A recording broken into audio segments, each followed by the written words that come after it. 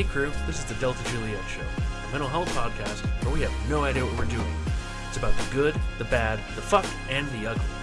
And just a heads up, we are not professionals. At all. Yeah.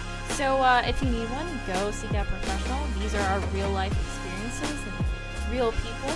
So keep that in mind when you're listening, because discretion is advised. This is not for kids, because, like I said, we're fucked. So I hope you guys enjoy the damn show.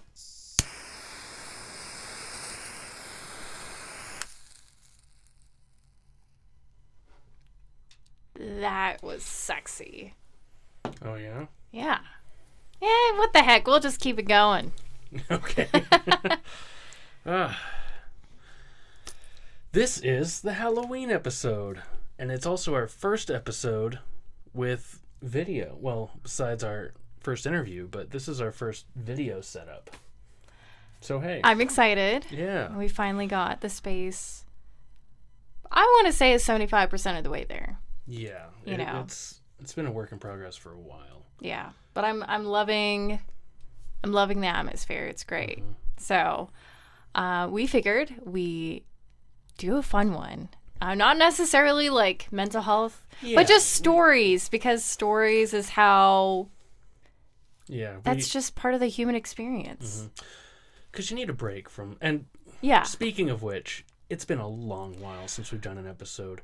Fuck. Life has happened this year so hard. Yes, and so speaking of life, we have gone through a pretty hefty transition, and it's just taken us some time to be able to get our bearings, and we will be able to share so soon. Sorry, did I say that too loud? You might want to back up from your mic. Delta just backed up. He's Oh like, my oh gosh. shit, that was loud. Okay. Plus you're a little echoey. Oh, am I? Mhm. Oh, okay. You sound like a Terminator. A Terminator. Yeah. I love Terminator. Can we watch that for my birthday? Sure. You just want to see Arnold's big floppy dick? No, gross. I want to see John Connor's dick. I'm just kidding. I mean, You walked into that. I did. Yeah. It's okay. You get to see Sarah Connor's boobs. So it's- we're even. It's a rare occasion that I will go for tit for tat on Nudity. nudity. Yeah. Oh, that's good. But I don't mean it, though. You know I was joking, right? Dang it. But yeah, we're going to be sharing kind of like more details about our life. Mm-hmm. And Because we've been pretty anonymous so far. And Yeah. we're going to remain so, but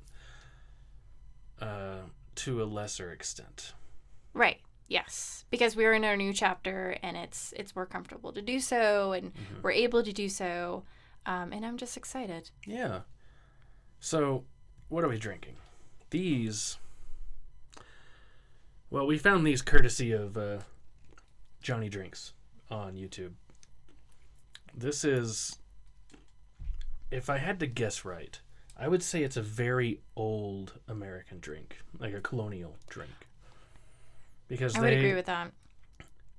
hard cider was produced in America before beer was. Oh, really? Mm-hmm. What about like rum as a spirit? No, I'm just saying before beer. Oh, before beer. Oh, Before okay. beer was. Got it. I mean, there was beer in other parts of the world, but hard cider was the first, Readily available kind of, beverage, yeah. alcoholic beverage. That makes sense. Not a liquor that America produced in the colonies.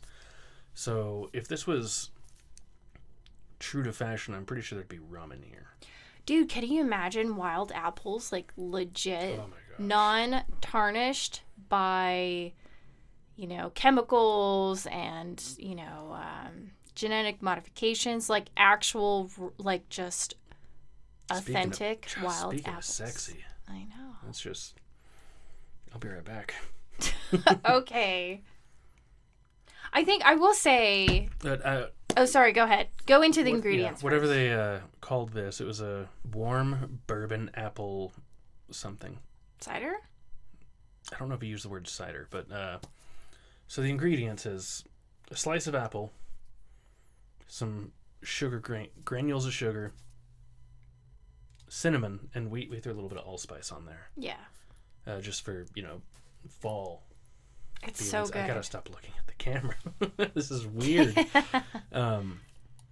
And you put that in a glass, muddle it, throw some bourbon on there, about 2 ounces. And then hot water, which I would probably do less of. Because it's nice and refreshing and still appley, but I would like more of an apple flavor to it. And then we topped it off with what was it? So in the video, Lollipoopers? in the video, it was like Olipop. Olipop. Apple, and we found Apple like crisp, the same. We found the same one. And, Yeah. oh God, those things It's are so good. I had no Oh my idea. gosh. That's dangerous. Like, Yeah. ugh. And you'll also see second drinks out here because, well, we figured we'd be going through these pretty quickly because they're so damn good. Yeah. Your second drink is a what? It's sort of my take on a white Russian with pumpkin, but it's literally just vodka and pumpkin remchata. Yeah, it's so sweet. It's good though. It's actually not as sweet. I think it's less sweet than that. Yeah. I did a apple spice old fashioned, which is one of these apples. Oh, also forgot to say once you put the cinnamon and sugar on the apple, you toast it. Yeah, with the blowtorch. Eh. I love that thing. Yeah, me too.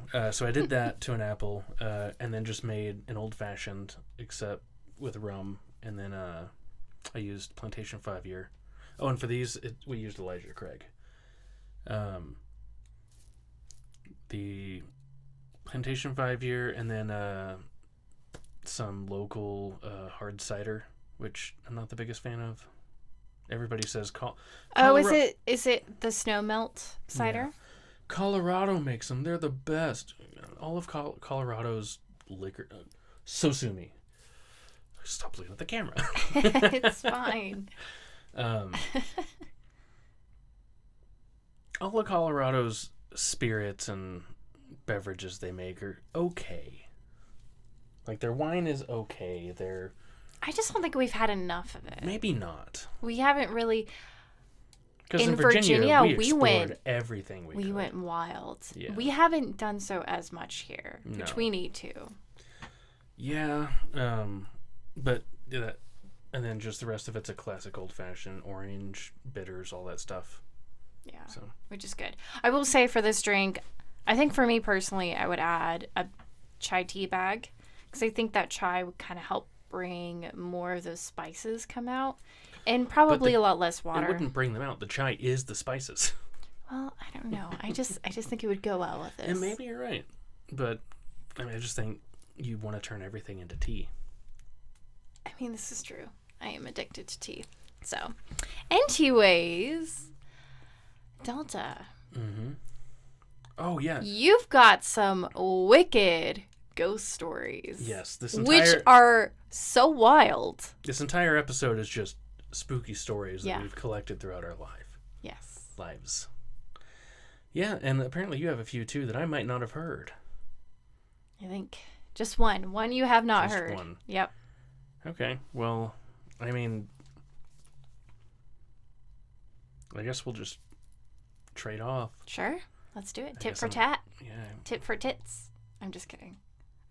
It's the booziness talking. I I mean, am feeling a little. We are literally filming this before dinner, so yeah, we haven't eaten and we're just drinking. we're starting. But for those of you who haven't joined us, or since we've been gone for a while, this is a mental health podcast. We talk about our story and other people's stories when we have guests on, because our entire belief is your story could save someone. Your story could be the advice someone needs. Yeah. And we like to have those in lighthearted conversations and deep conversations.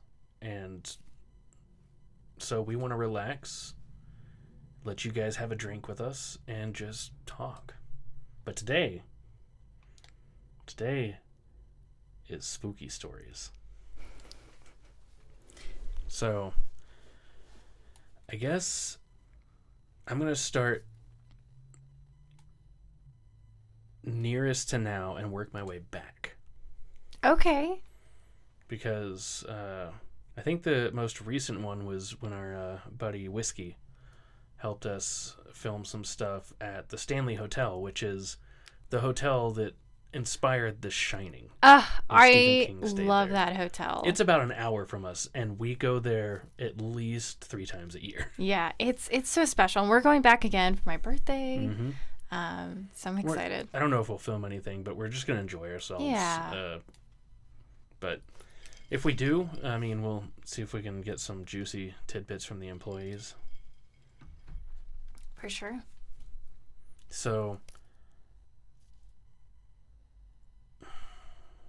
let's see. I think you were the one that had the most memorable experience from that. When you woke up in the middle of the night. Yeah. So it was Delta and I, and then Whiskey had slept on the pull-out couch. So we all shared a room together, and I just woke up to the sound, to some sort of sound. And I look over, Delta is sleeping, and I look over at the couch, and Whiskey is sleeping. But I hear footsteps, and it sounds like it's literally in the room. But you know what? I've gotten scared before. I didn't feel scared. I heard it, and then I was like, huh. Weird. And I went back to sleep. Oh. Good grief. Yeah, so, I mean, I had a decently similar experience there. I think it was the next night, but I was the one that woke up. And you're right, there were footsteps in the room, because footsteps in the hallway sounded different. Yes. These it's were wood and it's creaky. Yeah. So there's no pretending. No, and in the rooms it's carpet, so it's a different footfall. Yeah. And you could almost feel the creaking coming up through the bed from the floor. As these footsteps, and they were walking around the bed. They weren't like just standing. I didn't know that you also heard footsteps. Yeah, I told you this. I thought the only encounter that you had was at that window outside of the theater. I mean, I was gonna get to that. Well, I know, but I don't remember. I don't even remember that one. But now that you say that, yeah, it was the theater where they have all the balls and stuff, and there's a little girl ghost apparently in there named Lucy. Is it? Maybe. I don't know. Somebody put in the Something like comments. It was some generic little girl name. It always is. Some little girl. And yeah, we're not allowed to go in there without a tour guide. So to be respectful, we weren't trying to get in. We were just looking through windows and stuff because we asked, and they said, "Sure, look all you want, just don't try to get in." Yeah. Right? Okay, cool. So we're looking around, and Whiskey is off doing something around the corner, probably looking through other windows, and Juliet is just she's true to fashion, got bored after 2 seconds. No, I was sick that night. Do you remember? Was that? That was the other, I will say, that was one of the weird things. I suddenly got really, really sick. I forgot about that. Yeah, you did. And it was out of, no, I mean, that second night. You get sick. Okay, but pretty not like easy, that, but though. Yeah, you said this was different. That was, I even filmed it. It was like a vlog style, which hopefully. Oh, I didn't know that. Hopefully we didn't just delete it. I think it's on Dropbox. Okay. Yeah. But anyways, that night I felt like shit. And in a way that I don't normally feel because I do struggle with nausea and feeling sick to my stomach. But that was totally different. I felt ill. I don't know. I would say that was probably a very uncomfortable, I don't want to say sinister, but it was just very strange. So you didn't. I happened to get really, really sick that night. So you felt like it wasn't something that your body was doing, but something that was happening to you. Yeah. Yeah. And Like I said, when I heard footsteps in the room that first night, I didn't feel scared. Which, okay. Oh, I did. Like, yeah, like any normal person that hears something like that is going to be like, I'm a big old scaredy cat when it comes to this stuff anyways.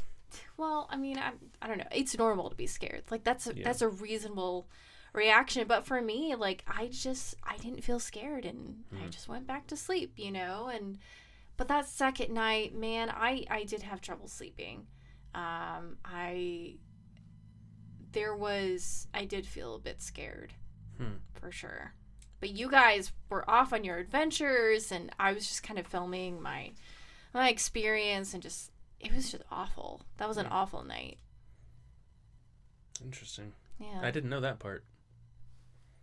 I just thought you had gotten sick. You never told me that you felt like that. I'm prideful.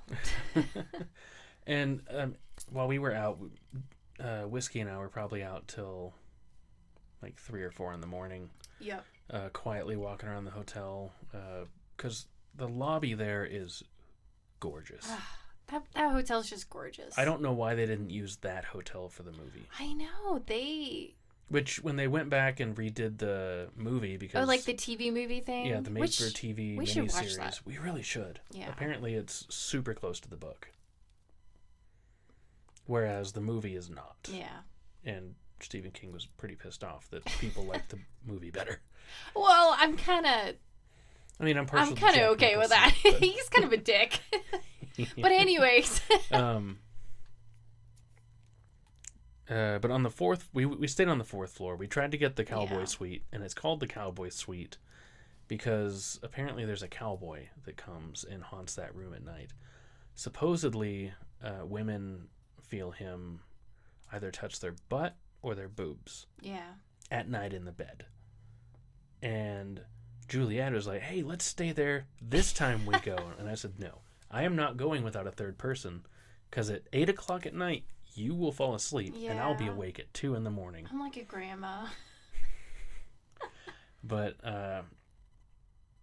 so, the 4th floor is all haunted, because it didn't used to be hotel rooms. It used to be like a way, way back in like Western days and like gold mining days and stuff. It was almost like an attic.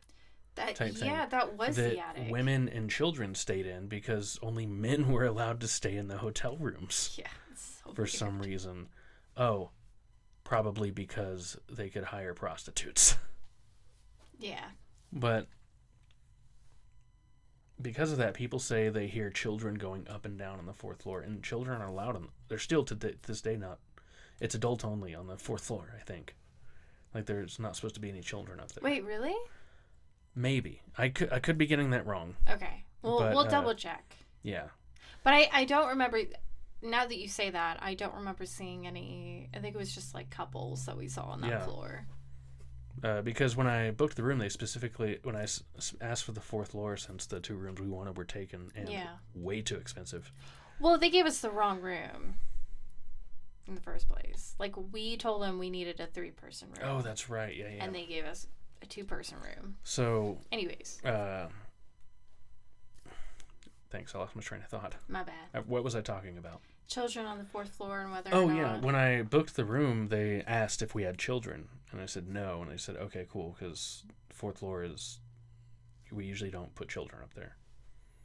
Really? Yeah. Oh. And at night, you will hear... Or even during the day, you'll hear children running up and down the hallway. And Whiskey and I did. Really? Yeah, because we came back to the room a couple of times when you were asleep.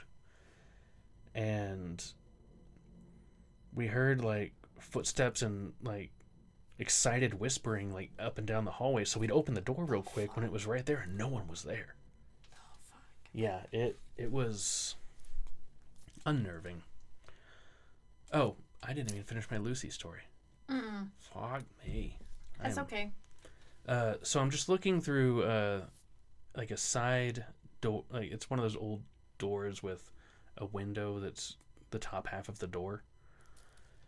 And I'm just looking through there and shining the camera's light in and everything, and then just this, it was that, I don't know if it was my imagination or if it was a reflection of something that might have looked like a face. Yeah. But there was just this face right there for half a second. That's crazy. And that was it. Whiskey caught that on camera, right? It was, yeah. Were you guys like looking at the same window, or No, these two different? He was around. He was around the corner, but I can't remember what we caught. But you see something move inside. Yeah. And we never could make out what it was. So. I don't know. It could have been like an employee. It could have been something, but we don't know. Strange. Yeah. I mean, outside of the paranormal experiences, the Stanley Hotel, Estes Park is just a delightful gem. I mean, they do have one of the only cryogenically frozen dead bodies at that hotel. Oh my gosh, yes. Maybe we should just take that tour. I think it's called the Frozen Dead Guy Tour. It is. I think it's the only tour we haven't taken. Yeah. Because we've taken, yeah, you're right. Yeah, I think Everything we've taken almost all of them. Mm-hmm. Yeah, sure. It's a fun time. I think the next oldest story would be in Virginia. Again with whiskey. Oh, yeah. Again with whiskey. We took that Christmas ghost tour. Yeah, oh my gosh. In Yorktown, Virginia. Yes. Which is, if you don't know, Yorktown is where the British surrendered. Because we fucked them up. Along with the French, I guess. Yeah. And the Native Americans. Yeah, of course. Yeah. Let's not leave them out. Of course not. But there is this... it was also later one of the biggest spots for where slave traders would land. That sounds about right. And they would march all the slaves up through this little ravine. That was kind of like a natural ramp from the beach up into the town. And it's pretty much jungle on both sides of this ravine. Now there's a bridge spanning it. There's like bamboo shoots coming out from the ground. It's very like... If you listen dense. Closely... No, it's kind of eerie. It's not kind of eerie. It's very eerie. Yeah. Because it is pitch black out there. Yes, which is kind of terrifying. But when you're on the bridge... The locals will tell you they can't figure out if it's the wind going through the bamboo or if it's you can still hear the crying of the slaves that are being marched up or the British prisoners being marched out. But you can hear crying. And it's not like infant crying. It's adult, like just crying. And I think this was the first time we crossed the bridge. Because we took that tour a couple of times. Yeah. We love ghost tours. They're so much fun. But afterwards, we did go off and wanted to cross the bridge. We went across the bridge and we're standing there, and it's a spot where it's right past the bridge, and the side of the hill just drops off into the ravine. Yeah. And there's these giant plants just growing out of the ravine. So if you're not careful and not paying attention, you'll walk right off the ravine thinking those trees are just there on your level when they're not. Yeah. They're probably about 50 feet below. And I'm just looking over the ravine and shining my phone's flashlight, looking around because we're all kind of trying to spook each other out and stuff. And I see a shadow figure.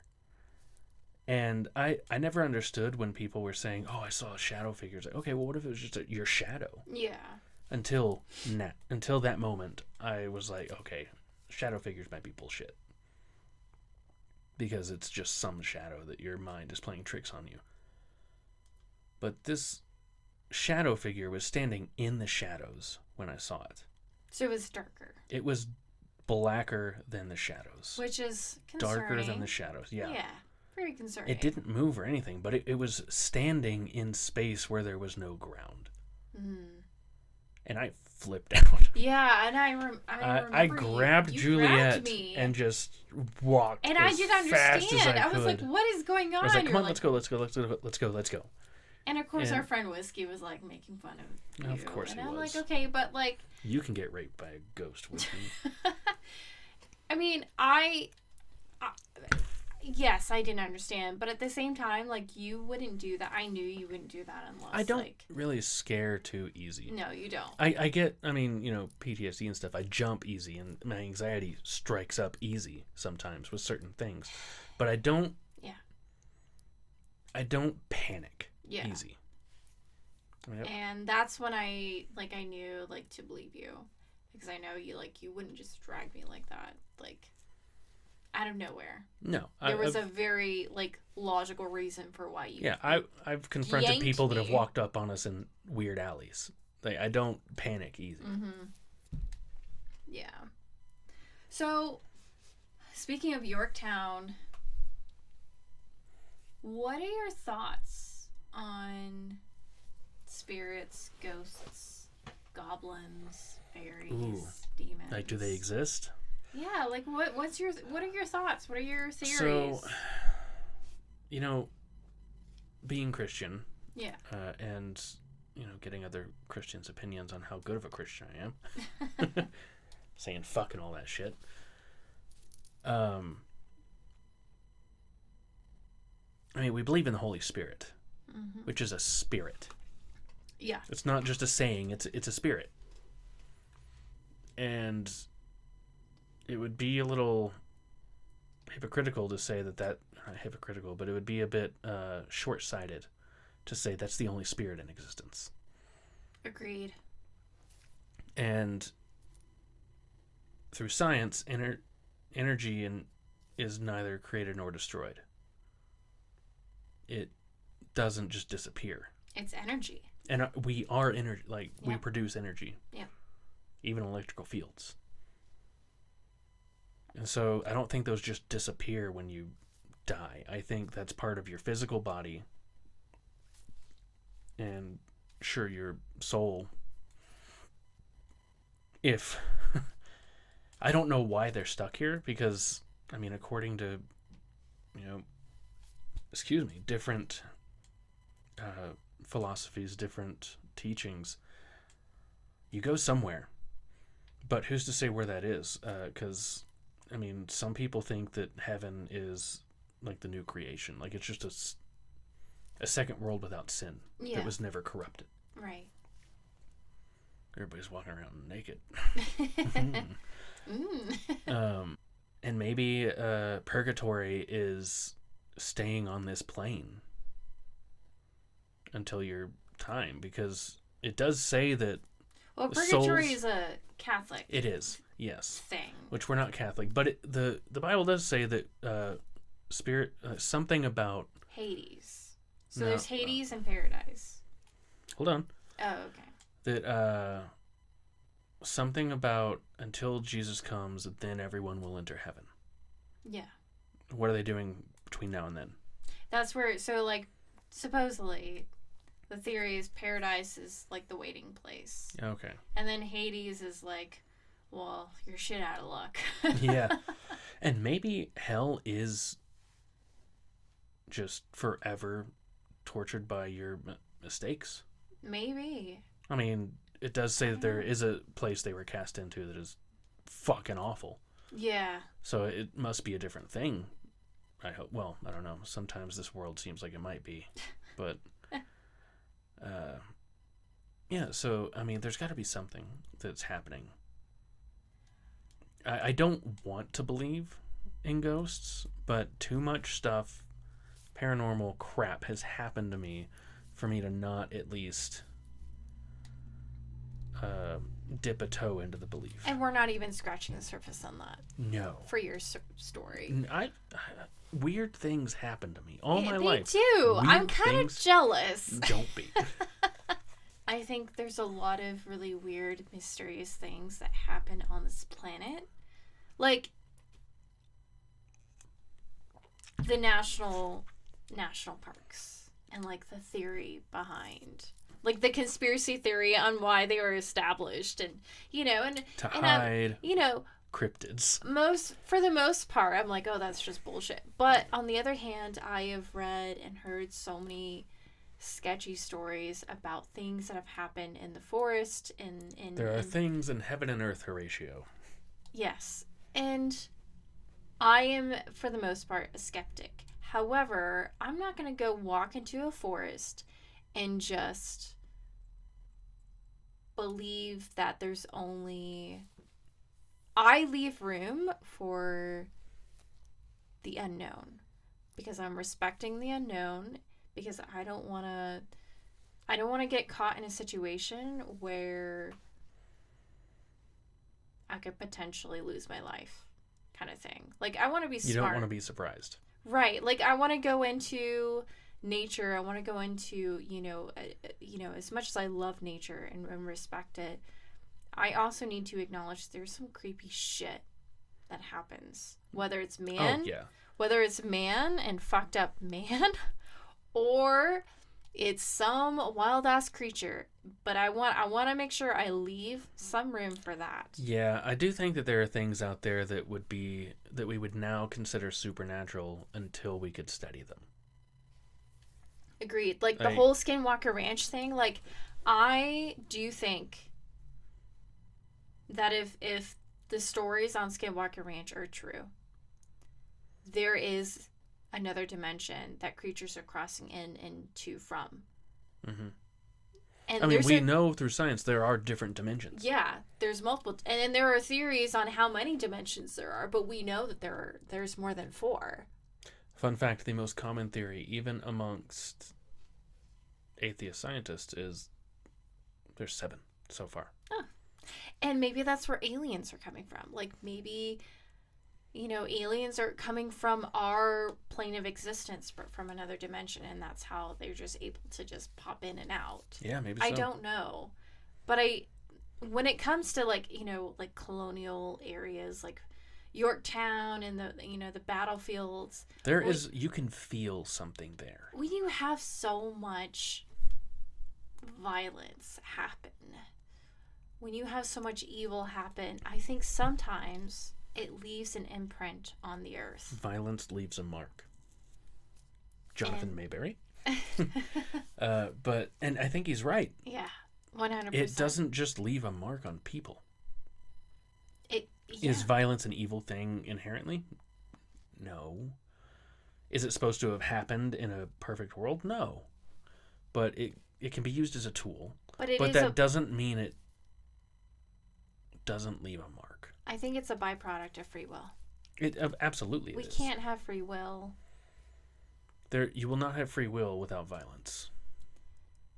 And that's the unfortunate thing that I think, as for us being believers, and the argument from, those that don't believe, that are atheists and whatnot, like, how can you believe in a God that allows evil? And it's, you can't. Do you like making choices? Yeah, sometimes.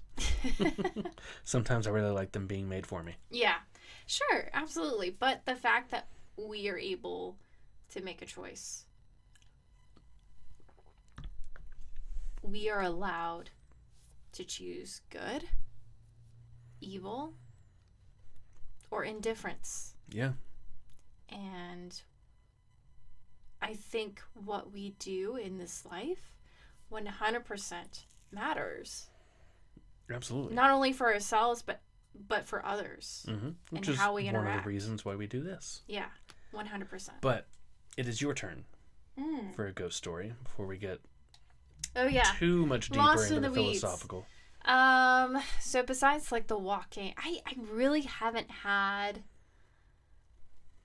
I mean, compared to you, Delta, like, I don't really have that, like, hardly any supernatural stories. But there was one story, and I touched on it, I think, yesterday, and you were like, whoa, I haven't heard that story. I'm like, okay, well, then I'll save it. Ooh, I finally get to hear it. I know. So when I was a kid, I must have been, I don't know, maybe elementary school age. I don't know. Young. And it was the time when my sister and I were sleeping in our, like, homemade bunk beds, which were totally awesome because they were, like, taller than normal, like, manufactured bunk beds. Like, my dad had made them, and he had, painted them, like, colors that we wanted, and, it was just, I loved that bunk bed. So I was sleeping on the bottom, and I remember I just woke up in the middle of the night. And now let me preface this. I don't normally get nightmares. I don't wake up from sleeping feeling terrified. That's like, that's my thing. yeah, unfortunately, and I can't even relate to that. Sure, I had quote unquote nightmares for like a whole year when I was in preschool, but I think, you remember them? oh yeah, clear as day. Like, really? I think it was because I was watching Are You Afraid of the Dark? The classic Nickelodeon show. I was in 4th or 5th grade. Okay. We'd watch that every day after. Yeah, I was in preschool. Loved it, but shut up. Anyways, so the nightmare, it was so unique. I don't know if anyone else has ever had the same experience that I've had, but I've had, like, for that whole year that I was watching that show, for whatever reason, at the age that I was at, I went to preschool when I was 4, not 5. So the average age is typically 5, but my mom wanted me to make sure, like, I had interaction and be able to, like, practice talking to kids, with my family being deaf. Anywho, it was always the same premise, like, this jester who was green, called Greenblood, was, like, obsessed with me, and he wanted to marry me. And so each dream, each night was, like, a different episode, and there was this, like, boy in my preschool class that I was, like, obsessed with, and he was, like, my first best friend, and he was, like, the hero and whatnot. So outside of that, I don't really get, I wouldn't even classify them as nightmares. Like, yeah, they were uncomfortable, but I still wasn't like, I'm scared shitless out of my mind. This one night, I woke up and I just felt so scared, and I felt like there was something in the room. I didn't see anything, but it was just this feeling, and I was sobbing so hard. And with, everyone in my house being, like, deaf, like, I was kind of on my own. No one came to help you. No. Did you get up and run out of your room? No. What? No, fuck no. I stayed in my bed. I had the covers on me so tight. And I just remember my cat, Chip. She was a calico cat that I had, like, for most of my adulthood, or my life, really. I had her for 18, 19 years of my life. I remember her jumping on the bed and, like, cuddling with me because she was just so concerned. And I remember praying so hard and, like, crying, like, dear Jesus, like, please let this, whatever this is, like, be gone and whatnot. And I don't remember much after that. I don't know if I cried myself to sleep or eventually, like, I felt better. I just remember that horrifying, like, moment of, there is something wrong. I am terrified for my life. But I mean, I don't really get nightmares. I get weird dreams. Every once in a while I get, like, a dream that's a bit uncomfortable, but I've never, I think there was one dream where I maybe cried in my sleep. But that's about it. I don't know. Like, it's just, I don't have any other, that's about as creepy of a personal story as I have. So it's gonna be a pretty one-sided episode. I know. Sorry. I don't know, maybe you can look up some scary stories that other people have experienced on Reddit.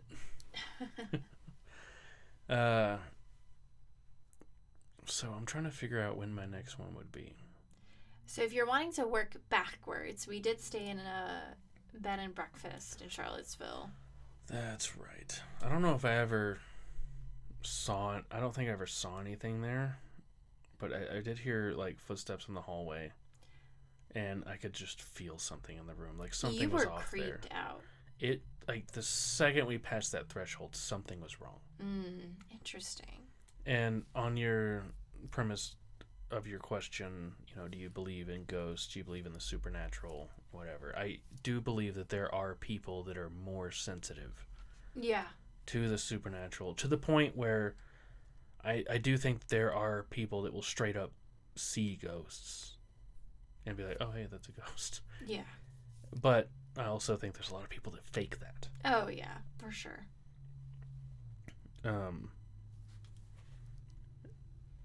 And I do believe, I don't know if I believe, but I lean towards the idea that there are a few monsters out there that we may not have discovered.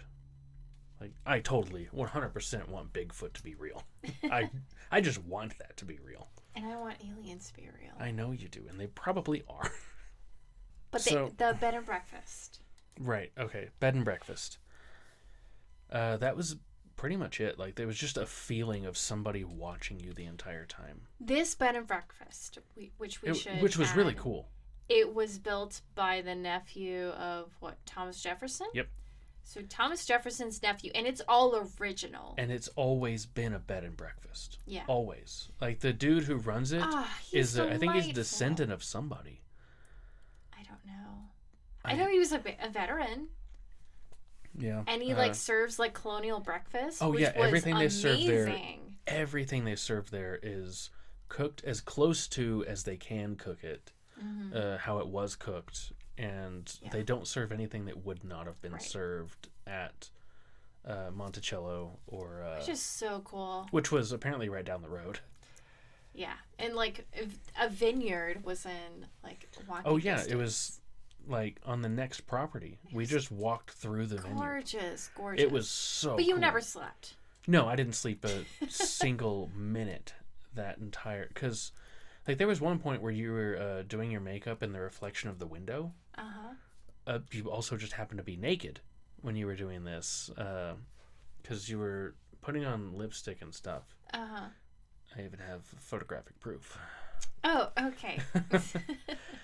And, you know, my philosophy on bodies, I was an EMT. I don't get weirded out by nudity. Yeah. For me, boobs and butt. Well, I should hope you don't get weirded out by my nudity. It depends on what you're doing. When you're putting your pants on, you do this weird little hop squat thing. It's a little weird. I'm just kidding. But my whole philosophy on it is boobs. They're a thing. Even you get upset at me because you were like, well, what if he sees my boobs? I'm like, I don't care. Well, you should care. What if he sees my butt? I don't care. Your vagina, that's a different story. That's mine. No touching, but the other things don't bother me. Right. This bothered me. You were naked in the room, and I felt like somebody was touching you. It was a weird feeling. Oh. I don't know this. Just straight up, I fucking you.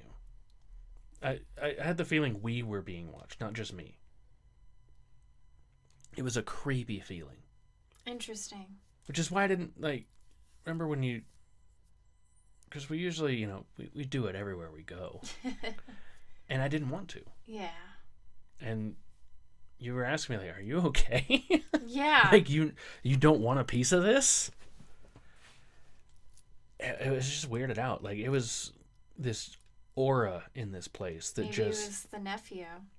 Oh gosh. He still lingers, watching over his guests. Just tuning your radio. Ew.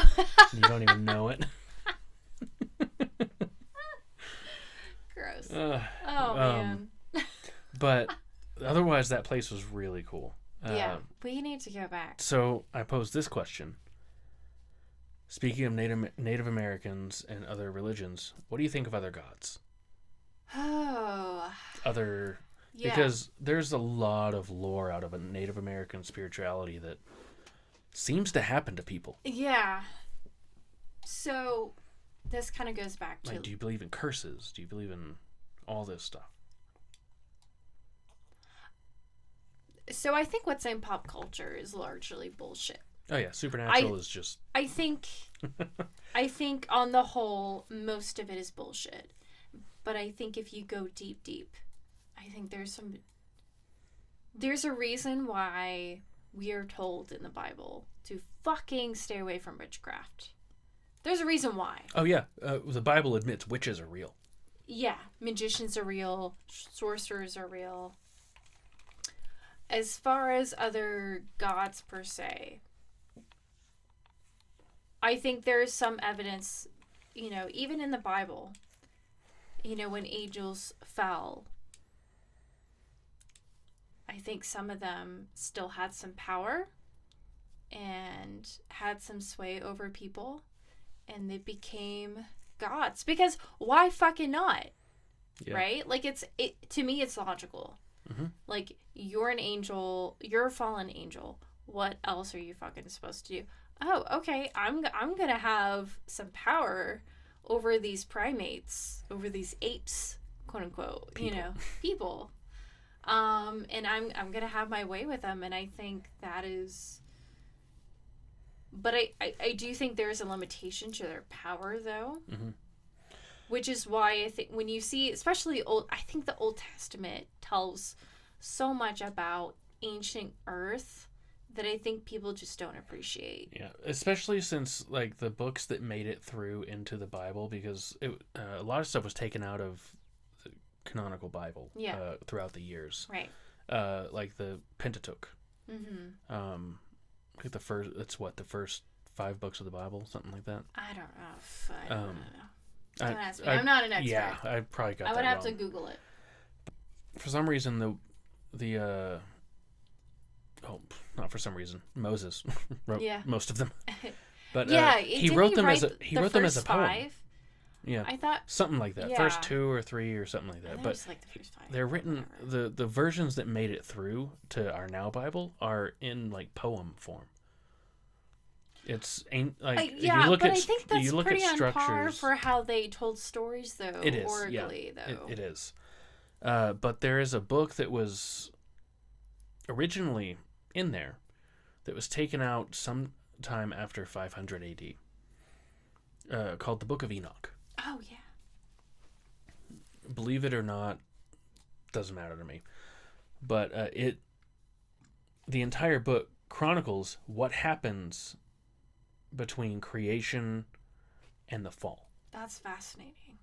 Because the fall didn't happen before creation. The fall happened because of creation. Right. Of man. Yeah. They were jealous. And it goes on to tell, like, even Genesis mentions the Anunnaki. Giants of the time. I think it's the Anunnaki. I might be using the wrong word. I think it is the wrong word, but I know what you're saying. Nephilim. There we go. Nephilim, yep. Nephilim. Yep. Which is supposedly a cross between it was angel fallen angels and a human. Fucking women. Yeah. And them giving birth. That's what that is. Yeah. And which I'm like, are these maybe vampires? So it made there was at least giants. Yeah. And supposedly there's accounts of soldiers over in the Middle East encountering giants. Yes, the Mr. Ballin show goes over it. Yeah, which if you guys have not heard, you guys need to check him out. Dude, that dude inspires us to be a better podcast. Fucking love, but he tells a story from his buddies. It's not him personally, but his buddies, which I respect the accounts. It was Army Rangers versus a giant. Yeah. Well, wasn't the giant like ginger-haired and or something like that? A red-headed, pale giant. Yeah, and just like fucking. That's what I'm saying. Like there's some weird shit in this world. Yeah. Like the Middle East is like.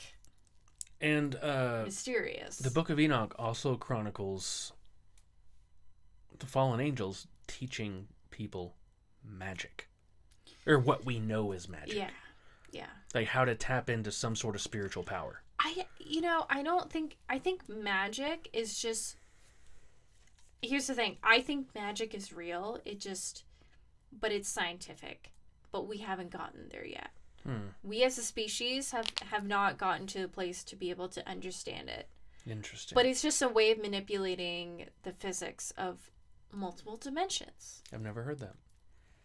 I've been thinking a lot about this. And kind of like you hinted at earlier, I really do think that other gods are fallen angels. Slash demons, I guess. Yeah, sure.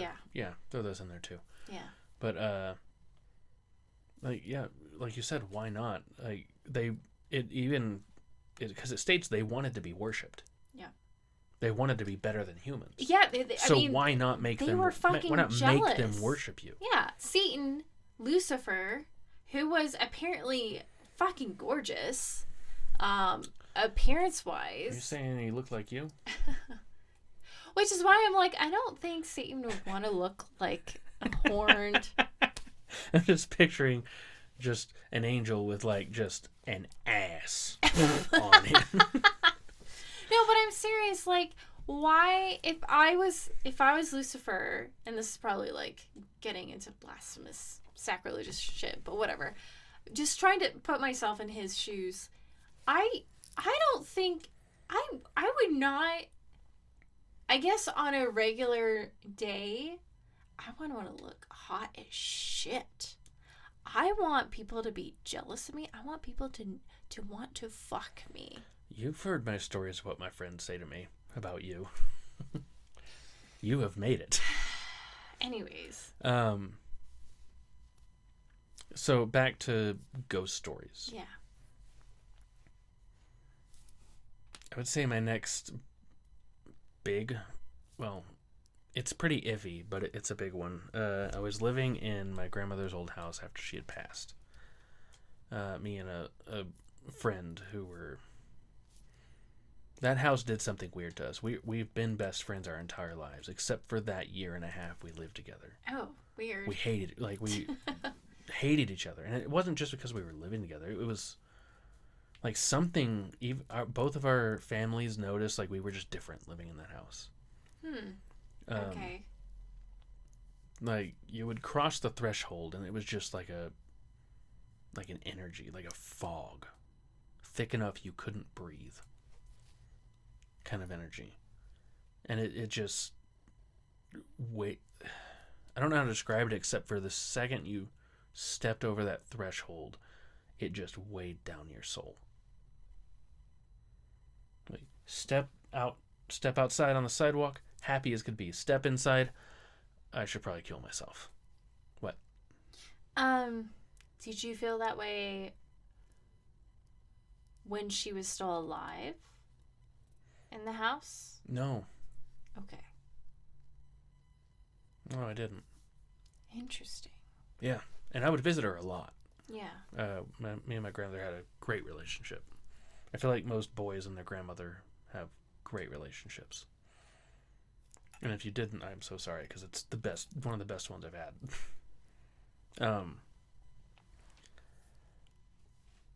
But a few things happened in that house besides just the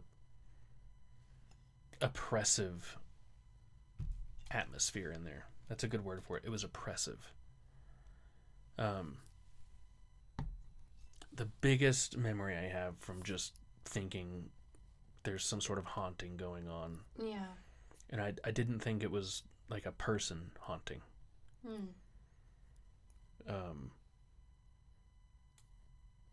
It was almost in the form of a dream. I know I was asleep. I don't know how deep asleep I was. Like if this was a sleep paralysis type thing or something. But this dream was from the point of view of this thing in my house. And it was hauling ass through hallways, doorways, rooms, kitchen, living room, just moving, running. Like I remember being able to feel my lungs burning for air and my legs just tired, kind of running, like, running a mile, but just sprinting it. And then it just runs, for the first time in the dream, runs into the hallway leading into my bedroom, stops at the opening of my bedroom, and I look at the bed from this point of view and see me sleeping, and I watch me sleeping for That's creepy. what seems like hours. Okay. And then it just goes black and I wake up. And it's not like some dreams you just wake up and you kind of have to remember them. Yeah. At least that's the way most of my dreams are. I have to remember them. Yeah. This was not like that. I immediately knew what had been happening. And so shit. Sorry. I immediately knew what had been happening. So I just kind of lay there and I'm just thinking, like, what the fuck do I do? Yeah. And so I start looking around the room, and at the foot of my bed, I notice this just ball of light. Nope. Just a little bitty, like, nope. Somebody had a pin light, and they were shining it at me. Nope. And then I looked directly at it, and it was like a star. If you can see a star in the sky, but if you look directly at it, it dims. Yeah. It was like that. Mm. And to the point where it almost wasn't there until you look away and then it brightens back up again. And so I'm just like, laying there, and I'm in college. I'm like, probably, I don't know if I was in college. I might have been out of college for a little bit. I was like 23, 24 maybe. Okay. And I'm like have the covers up Oh my God. And I look at it again and I notice like this little shiny silvery chain or string, and then I was gonna follow it up, and then I see like this see-through, like faintly see-through mist of a hand. Nope. Just doing this number, No, holding I'm this good. rope. I'm good, bro. And it's connected to this figure that's just in robes, like completely covered in robes. And so I don't move. What seems like it was probably like a couple of minutes, but it seemed like an hour. And I'm sweating. And I'm thinking I can't be awake. I am not awake. There's no way I'm awake. So I say, hello? Dude, no. And this thing doesn't walk, but moves up to the right side of my bed and comes up to the headboard. Nope. And I don't know what happened. It was like I don't remember like a second or two. Like I might have been asleep and woken up.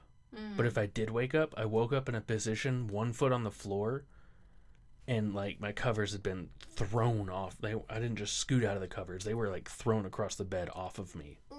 Like I just threw them off and was about to run, and then I just kind of stopped, looked back, and nothing was there. Now, okay. I went into the living room and watched TV for the rest of the night. I don't blame you. Now, I gotta be the skeptic here. Mm-hmm. Did you watch anything scary? I couldn't do scary movies back then. Really? Yeah. Oh. Until we got married, I really didn't like I couldn't. Until COVID, really. Yeah. Still to this day, they bother me a bit. Mm. But my imagination has always been so active that I just couldn't. Even Independence Day kept me awake at night. Oh. Like to the point where my parents regretted taking me to see it. Did you ever talk to your friend and ask, like, if he had any experiences in the house? I'm afraid he'll say yes. I don't want to ask him. But, like, wouldn't you feel validated, though? I don't Or care. are you okay? I don't care to feel validated. Oh, okay. I'm okay with the mystery. Because it could have been a dream. But that wasn't the only spooky thing, though, that happened in that house, was it? There's two other stories. Two other stories? The attic. Oh, the footprint. And then the people outside. Oh, the people outside was weird. I don't account that to. I don't know if I account that to supernatural though. Well, no, but it was still spooky. Weird. So, yeah, one night I could have sworn I had this dream where somebody was just like walking around in my upstairs, but there is no upstairs. It's just an attic, a very short attic that you have to crawl around in. Yeah. But it was 100% footsteps. And the next day, I walk out to where... It was a midget demon with big feet. I'm in the hallway with my friend. I'm like, hey, did you hear anything last night? And he goes, yeah, it sounds like squirrels or something were in the attic. I was like, I just heard footsteps. And he was like, yeah, I thought so too, but it's got to be squirrels or something. And we go into the kitchen, and there is a hole in the ceiling in the shape of a foot. Like, not accidentally in the shape of a foot, but like the outline of a foot with just, you know, drywall and stuff just on the counter and floor and everything. It's just a hole. And I was like, oh, okay, great, awesome. And the weird people story, that's a quick one. Like 3 o'clock in the morning, I hear shouting, so I wake up, grab my gun, walk to the front door because it's very loud. Yeah. And I look through the peephole and can't see much, but we always left the porch light on. And so I look through like the little side, you know, old doors have like little side windows that are like this wide. Well, this one did. If you haven't seen them, you look very confused. No, I know. So I peek out that, and there's like 5 or 6 people lined up and this is a residential area. It's not like out in the country or anything, but it's 5 or 6 people lined up in black hoodies, the hoods pulled up, just in a row, slowly walking down the street. And that's when I knew I needed to move. Did you ever tell your parents about these stories in Yes. the house, and what did they say? Oh, okay, yeah. Like, you're probably just dreaming. Don't be so dramatic. Did your grandmother ever say anything about that house? No. Of course, I never asked her. Yeah. So weird. Maybe Maybe she was keeping something out. Maybe so. Or maybe she just learned to live with it. Another theory could be maybe there was some bored-ass demon. Of course, maybe it was her just being pissed because that's where I started having sex. Oh, really? Well, there we have it, ladies and gentlemen. His Mimi haunted him because he started having sex. I was getting it. Last story. And this is Mineral Wells. Which is, the entire town is fucking haunted. Oh, I love this story. But there is a hotel.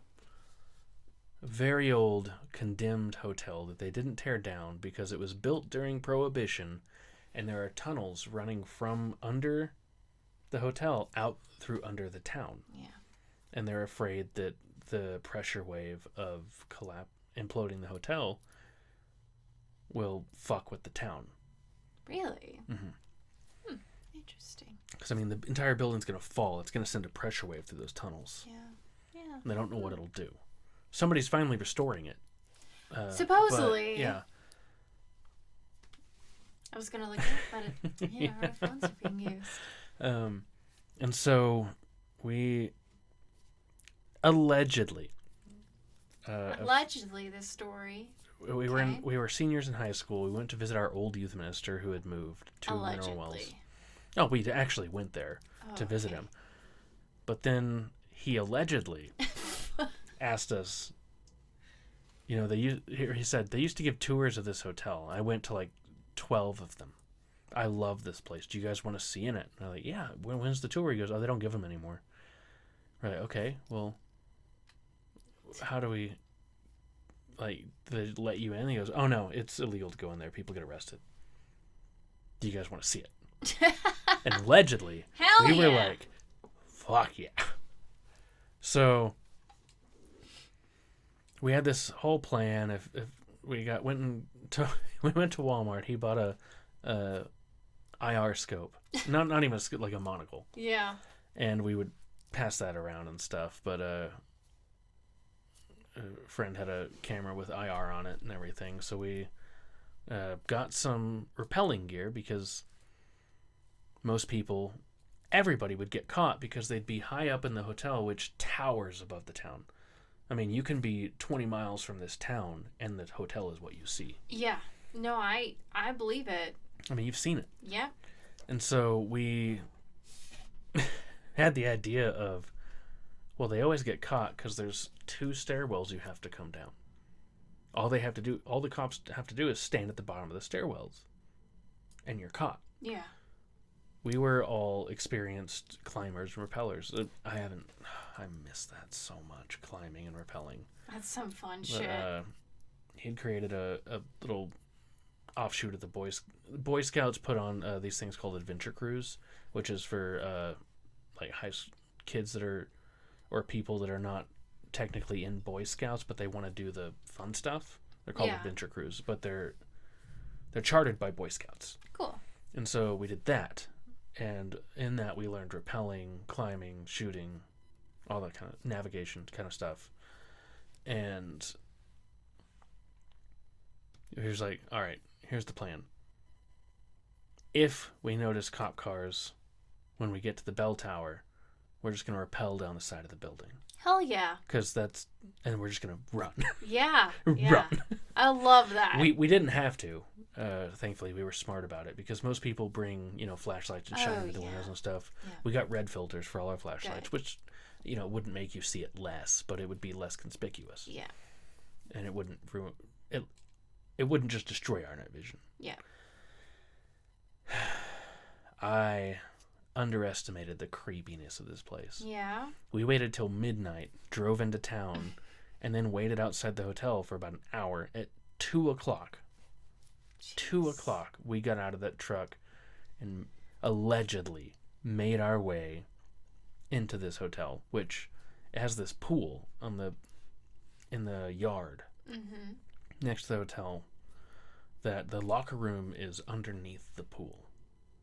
Like the pool's kind of it's built into the ground, but it's kind of floating. Like there's space underneath for the. Yeah. And so that's where we go. And it was kind of the rainy season in Texas, so it was unlocked. Huh. There was a gate there that was unlocked, so we just kind of went in, allegedly. And we get to the bottom of these steps leading into the locker rooms, changing rooms, showers. And there's probably about an inch of water just sitting in the basement. So your lights reflected off, like you'd step and just hear the water, and the lights reflecting off the water would send ripples of light up the walls, and it was so creepy. Remind me how many people, how large there was the party? 4 of us all together. Wow, okay. Yeah, not many. And so we're walking through here, and everything's just... They just left the hotel when it was condemned. They didn't take anything out. They just left it. Yeah. So there's beds in there. There's cots down below because it was built during Prohibition. Yeah. It was also a prostitution ring. Sure. In the basement, which you go through... the locker room, get into the basement of the hotel, and there were still like wires strung up across the basement with like the curtains, just rotted away curtains. There were still tatters of them left on the strings. Probably a cum on them. Probably, but there was cots in between these curtains. Yeah. And you were just like, holy shit. What and a there way was also... to get jerked off. Oh, you didn't get jerked off. You put it in their butt or something. Like, I know, right? But, yeah. Yeah. Anyways, then from there you go into this just... At one point in time, it was probably really cool, but it was like this gambling room / speakeasy looking thing. And then you get into the basement lobby, which has the old, slide the cage door open and closed elevators. Thing. Yeah. One of them is crushed or not crushed, but it's like sitting at the bottom, but like broken. Okay. And the other one is, I don't know where. But there's 2 elevator shafts. Cool. And then there's this really tiny, narrow stairway, and it's just this big door. Yeah. A heavy door. So we push, doesn't budge. We push, doesn't budge. And we're like, fuck. Little, senior me was like, oh gosh darn it. So we're like, oh crap, okay, fine, whatever. So we make our way back down the stairwell. We're kind of defeated. We're like, guess we gotta go home now. When somebody has the idea of, we have ropes. What about the elevator shaft? All we have to do is climb up on this elevator, and it's just like 10 feet to the lobby. Yeah. After that. Okay, cool. Wait, how do you climb up though? You just start climbing shit. It's an elevator shaft. Did you just you climb up the wires? No. Like the elevator itself was like it's a structure like an elevator, but only the door is a cage. So it's a big elevator box. So you climbed up past. You went through the roof. It's kind of open area. Oh, okay. Like all the old walls and stuff were not all there.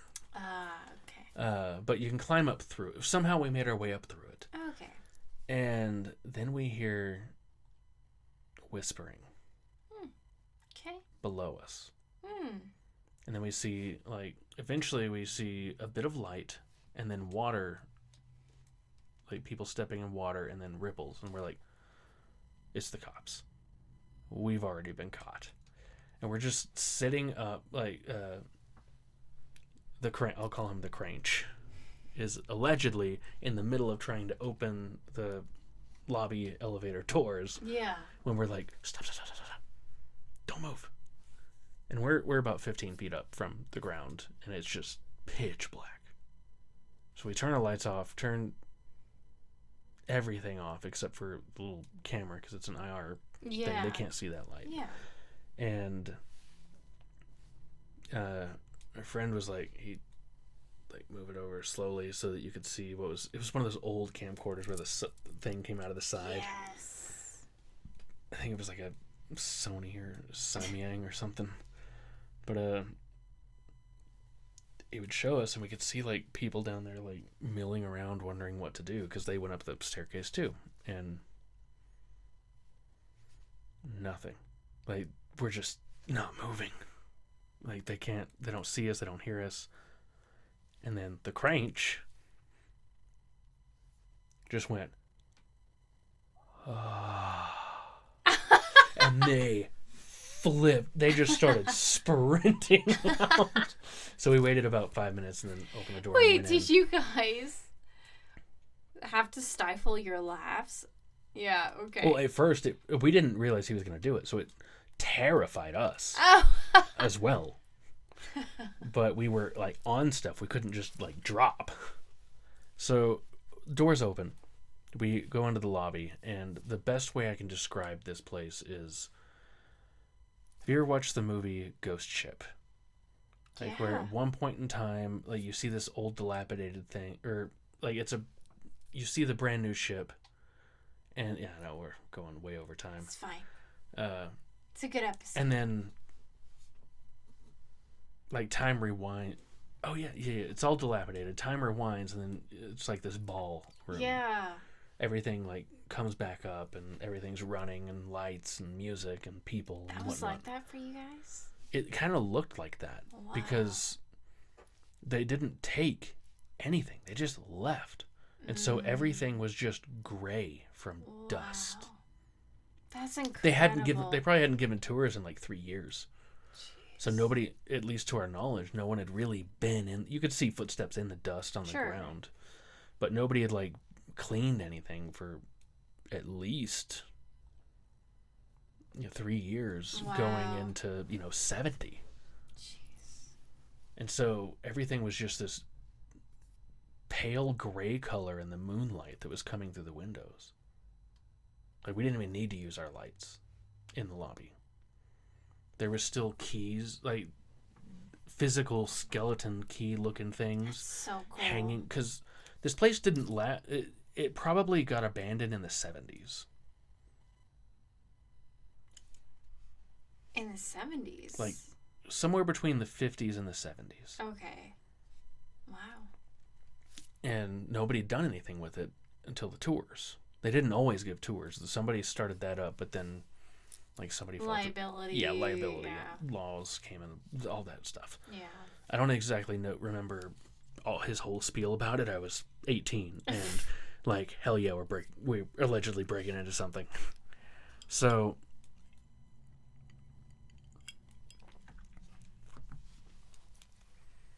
we're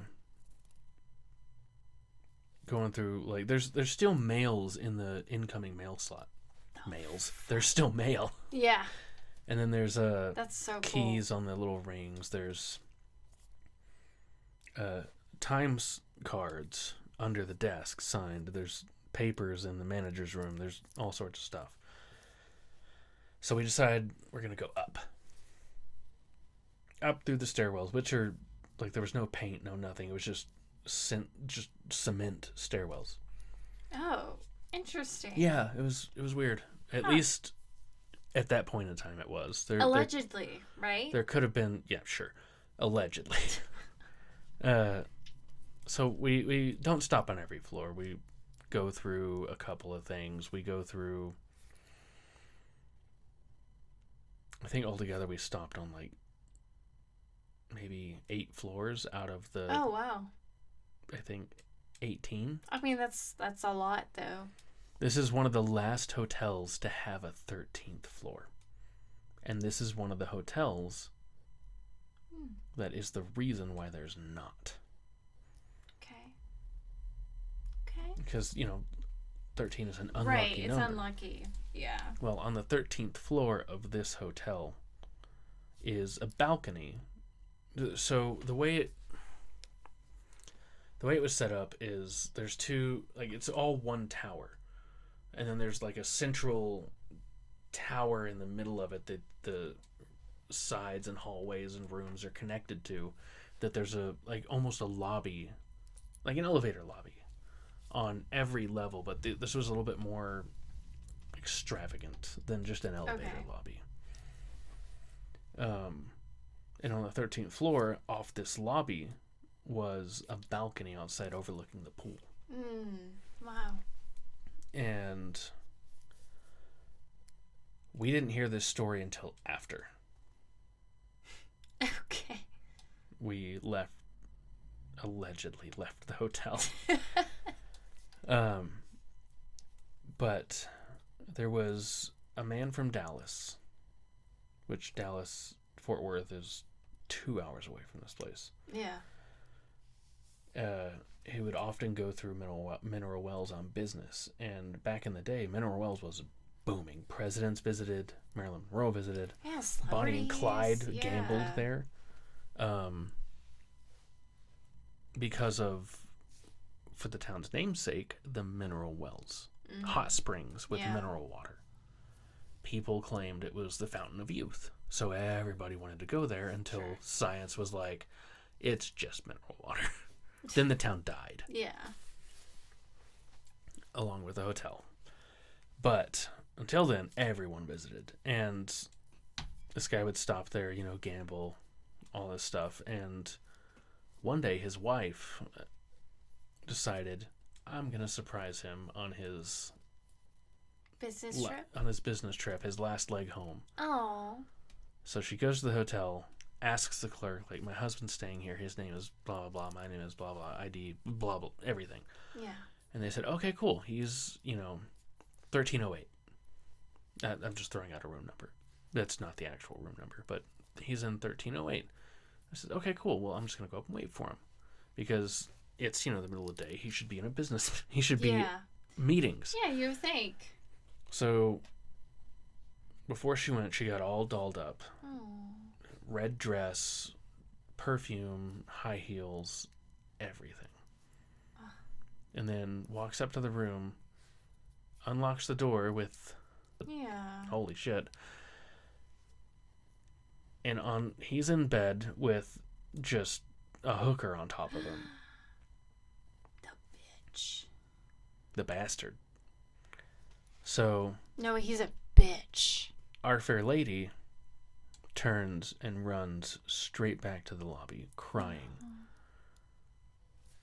But doesn't go to the elevators, goes out to the balcony and just throws herself off in the middle of the day when people are at the pool. Fuck. This body just lands next to the pool. Jeez, that's crazy. And to this day, they say that every 12 hours, at like 2 or 3 o'clock or something like that, if you're on the 13th floor and between room 1308 and the lobby or that balcony, you can, if you listen, and you stop breathing long enough to just hear everything, you can hear high heels running down the hallway and smell a sweet perfume as the sounds of a crying woman pass you. And holy fuck, he got us there at 3 o'clock. I think that was his goal, because he had us wait there for like 5 minutes in this hallway. Really? Wow. And I kid you not, we could hear, like, it didn't even sound real at first. Like, it's so faint. I swear I heard high heels crying, and then you could just, out of just the musty, stagnant, just dusty smell that is all of this hotel, you, for about 2 seconds, can smell a perfume.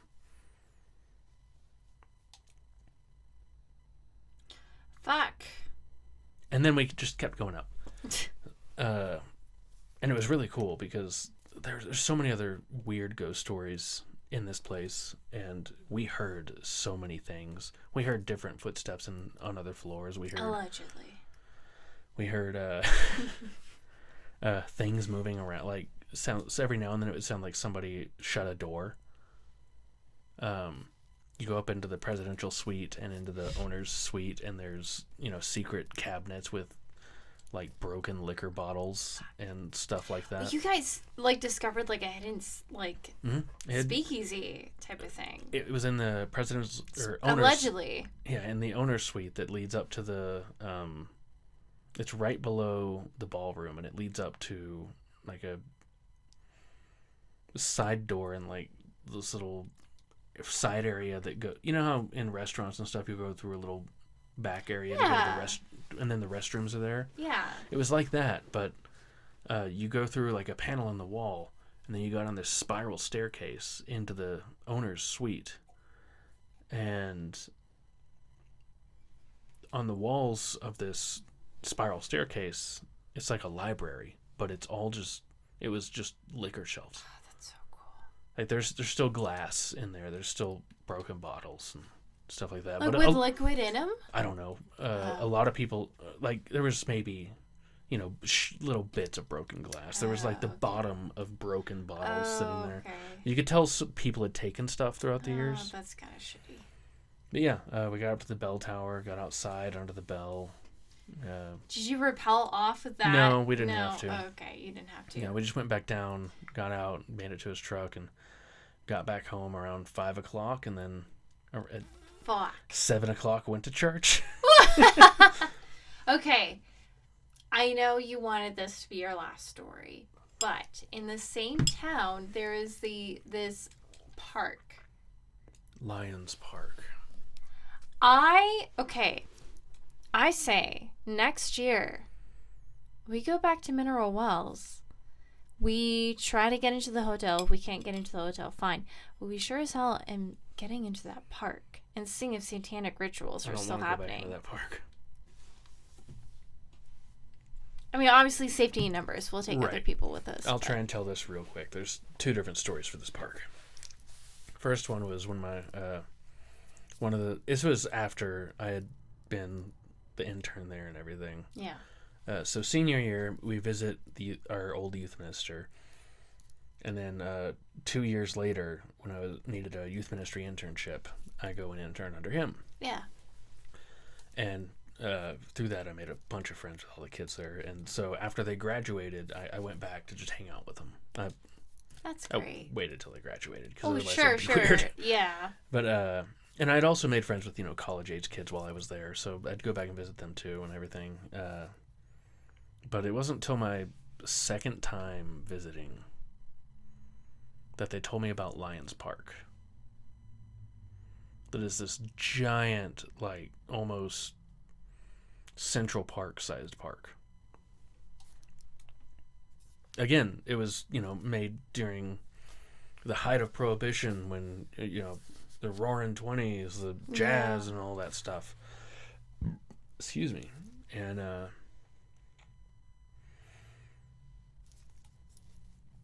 like it's one of those parks that you see in like movies or in Mexico that's just giant, and people go there on Sundays and on Saturdays and just have picnics and just hang out with family and stuff. Yep. And Mineral Wells is in one of the parts of Texas that is decently wooded. Yep. So trees everywhere, including in this park, and it's big enough that the small town did not have enough police to police it during the day and throughout the years. This park was open until like the 90s, and enough shady shit was happening there: murders, disappearances, rapes, assaults, that eventually they just shut it down. They put the do not cross, like, big gates and stuff. Yeah, all the fun and there's signs. 4 entrances to the park. Okay. One on each corner. And so they just shut those down, but true to small town fashion, they don't shut them down well. Yeah. It's sure. easy to get into these things. Yeah. But one of the friends I was visiting, we were all hanging out in their house one day, and they live close to it, which is why I started hearing this story, is because we'd hear screams. Turns out they were cows, but it was cows just absolutely screaming, not mooing, Screaming. but you wouldn't think a cow could scream until you heard this. It wasn't a slaughterhouse. It was a stockyard. Okay. And the stockyard was built. Somebody purchased the land for the park and just built a stockyard. Not a big one, but it's not for butchering. It's not for anything. It's just where somebody bought the land to keep their cows. Okay. And basically, it splits the park in two.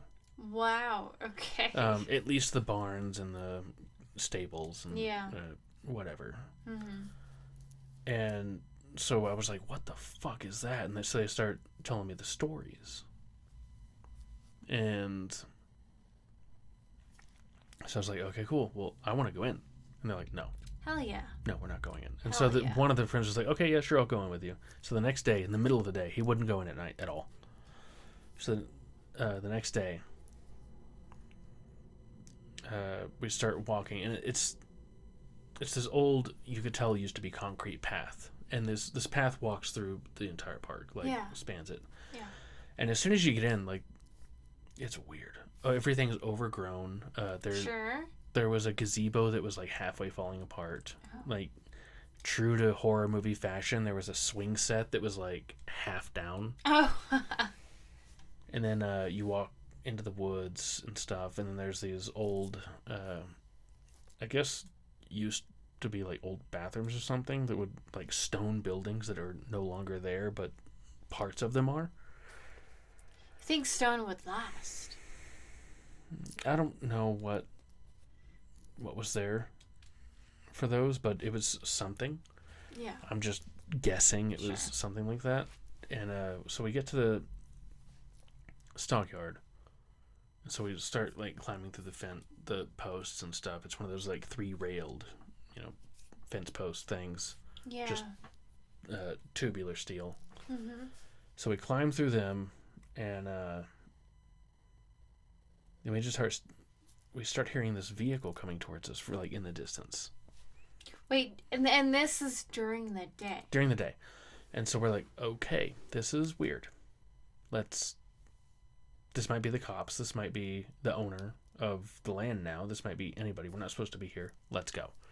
So we turn around, get through there. We walk probably halfway back to the entrance. And it probably took us 20 minutes to get to where we are. Yeah. And so we're walking back, and then we hear it getting closer and closer. So we start walking faster and faster, and then running.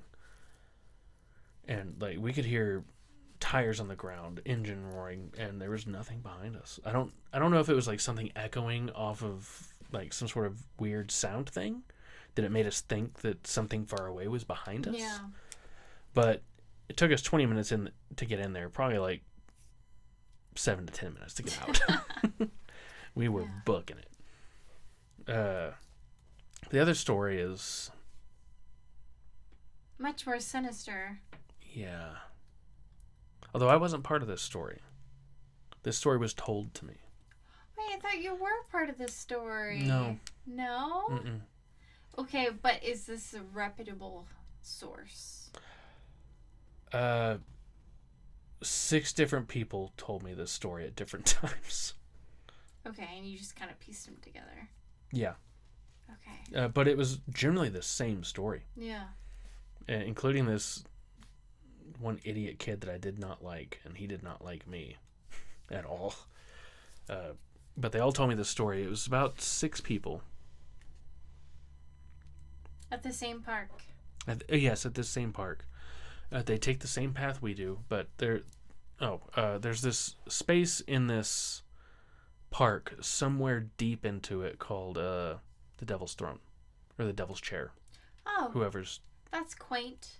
Yep. And lovely. And really, Sure. It's apparently just a stone formation that loosely resembles a chair, but it's big. Sure. And so they're telling me that this is probably midnight to 2 a.m. somewhere in there, and there's always rumors of satanic rituals happening in this park. Okay. Sacrifices, whatnot, and the rumor is you hear the cows screaming is because they're being sacrificed. yes, That's what I was thinking. right. And so I didn't mention in my former story that when we heard these cows screaming, it was like midnight, which is why we waited to the next day to go in. Oh, yeah. Smart.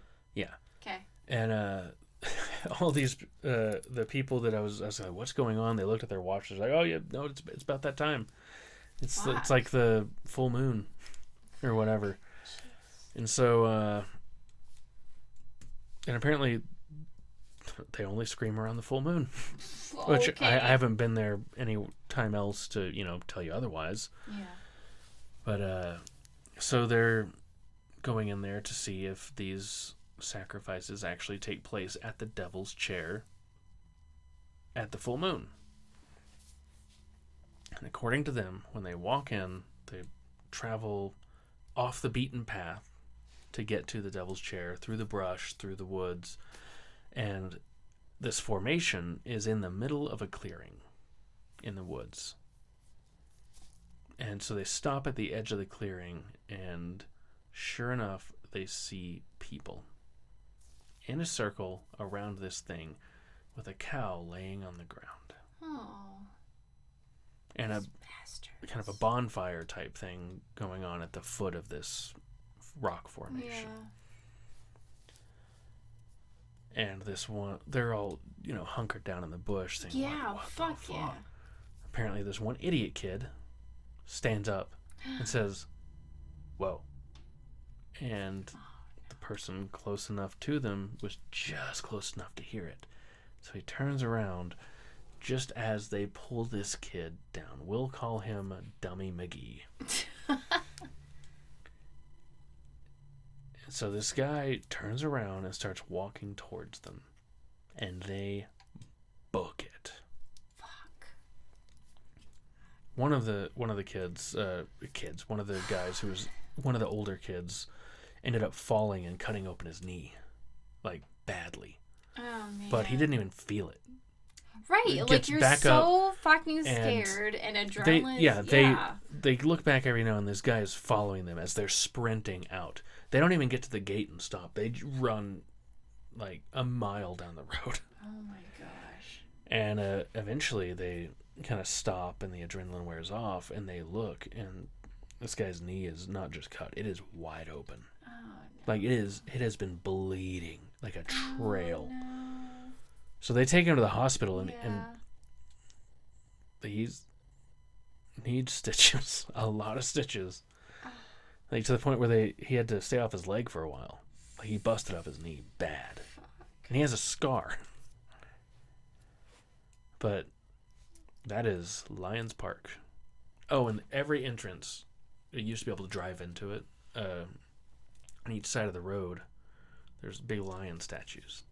Like old creepy lion statues.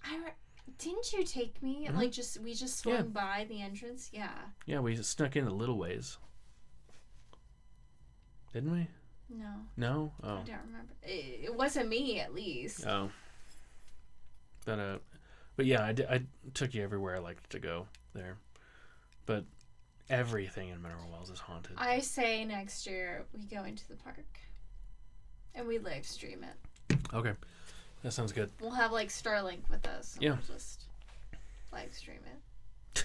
See if there's still Starlink satanic backpack. ritual. But we'll make sure we're armed. Fully armed. I would hate to get sure, but anyways. Sure, but Do you really want to get caught in a place you're not supposed to go with a firearm? I mean, if something happens, That's I'd true. rather You might not ask get for- caught by the cops. Yeah, exactly. Like, That's fair. I'd rather ask You're right. for forgiveness. You're right. And it is Texas. It's not like there's a place you can't go. Right? Fuck. But those are my stories. Your stories are just so fascinating. You're such a good storyteller, and Not a lot of people say that. Most people say, "Hurry up and finish the story, Well, you ADHD okay. monster." I think you've gotten a lot better. I think today your repetition of telling stories has been much better than, like, in the past. It was good. It was like there was. We can discuss my storytelling abilities later. Yes, exactly. But this is our first time back in probably close to 4-6 months. Unfortunately, Life has been busy, guys. We are sorry.